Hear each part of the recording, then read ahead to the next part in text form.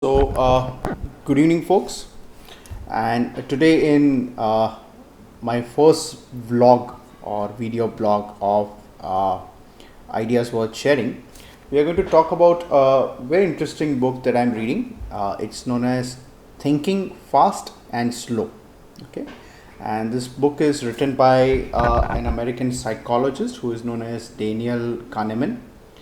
And Kahneman is a very well reputed psychologist. He's won a Nobel Prize actually for behavioral economics, and he's considered one of the key names in behavioral economics.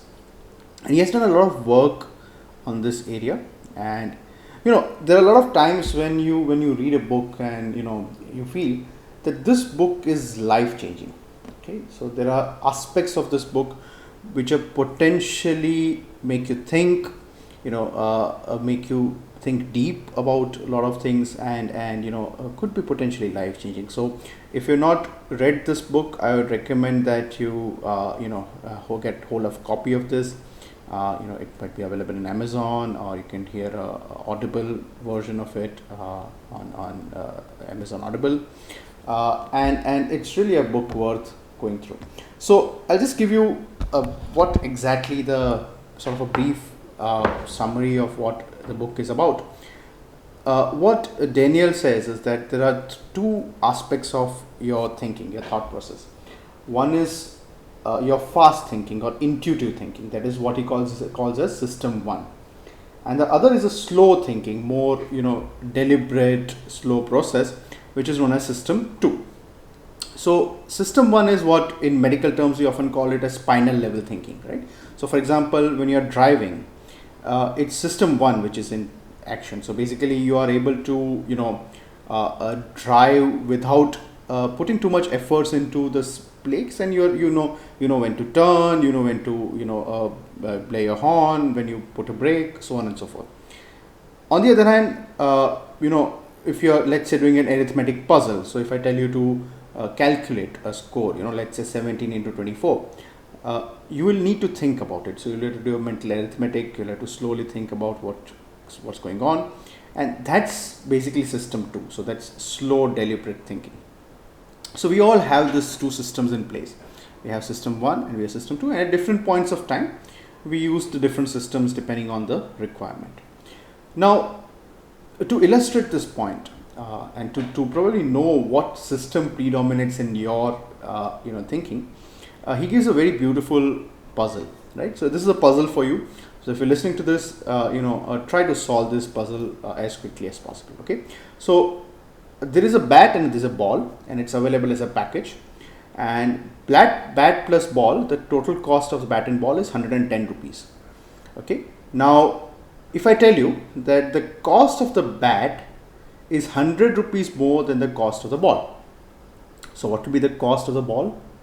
So you need to tell me what is the cost of the ball. Okay, so you have just a few seconds to think. Now, a lot of you would have answered, like me, to be honest, answered that the cost of the ball is 10 rupees. Okay, so think again, the answer is actually wrong.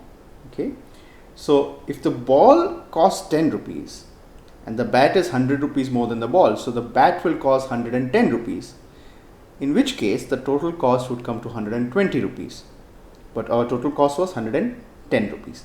So the answer is 5 rupees, right? So the ball cost 5 rupees, and since the bat is 100 rupees more than the ball, the cost of the bat is 105 rupees.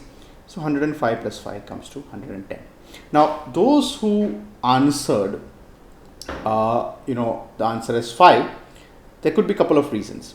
Your system one could have answered that if you have already gone through this puzzle, already read this book, or probably have are a master on arithmetic and such thinking, or you could have activated your system two and deliberately thought that since this question is being asked, it's not as simple as you think, probably there's more to it, and you did your mental arithmetic, probably used the cost of ball as x.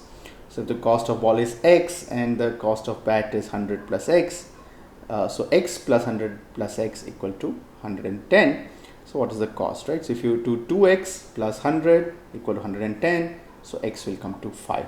So that is how, what a lot of you would have done the thinking. And in that case, you used your more deliberate arithmetic slow thinking process, which is known as system 2.